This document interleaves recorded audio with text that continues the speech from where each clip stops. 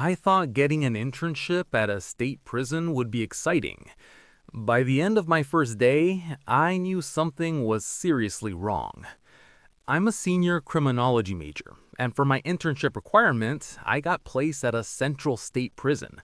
I was honestly thrilled. Real experience, real people, maybe even a chance to work with a behavioral analyst or psychologist. I wanted something interesting to happen. I just didn't expect this. The first weird thing started almost immediately. My supervisor, Mr. Hale, introduced me to the staff, then gave me a full tour of the facility. It was cleaner than I expected. Bright lights, white hallways, still smelled like sweat and metal, but nothing out of the ordinary. At least, that's what I thought. As we walked, his voice echoed through the halls while he explained everything. And that's when I realized something. He was the only one talking.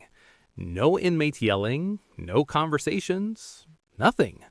Just his voice and our footsteps. He eventually brought me down a cell block. Every cell was occupied. 2 inmates per cell. Different ages, different backgrounds, but none of them reacted to me. Not a glance, not a word. Nothing. It should have felt like control. Instead, it felt off. He showed me an empty cell in the middle of the hallway. It was clean. Too clean, like no one had been there for a while. We left, and again, not a single inmate even looked at me. That's when I started feeling uneasy. But it got worse. I asked to meet the prison psychologist, and he introduced me to Dr. Kendrick. Older woman, very calm. Too calm. Her walls were covered in degrees, books everywhere. We talked for a bit, normal stuff. Then I asked what her day usually looked like. She smiled, said she worked long hours, that the job could be intense. Then she said something I can't stop thinking about. Some things can haunt you if you don't take proper care of yourself. That word, haunt, stuck with me.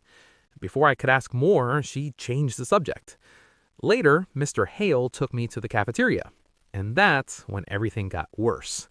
The inmates lined up in complete silence, took their food, sat down in rows. No talking, no noise, just eating. I've never seen anything like it. I sat down next to this younger guy. He looked out of place, nervous, small. Then I heard it. Clink, clink, clink. He was tapping his spoon against the tray, over and over. I looked down at his food. He had written something in his mashed potatoes. Help. I looked at him. He was already staring at me, eyes wide, tears forming. I was about to say something, but he immediately wiped it away and started eating, fast, like nothing happened, like he was scared I saw it. I didn't know what to do. I told myself it had to be a joke. It had to be. But then I noticed someone else. Across the room, a man covered in tattoos, head to toe, even his face. He was staring directly at me, not blinking. His eyes slowly widened, wider than I thought was physically possible. I felt my chest tighten. Then he looked at Mr. Hale, then back at me, like he was trying to tell me something.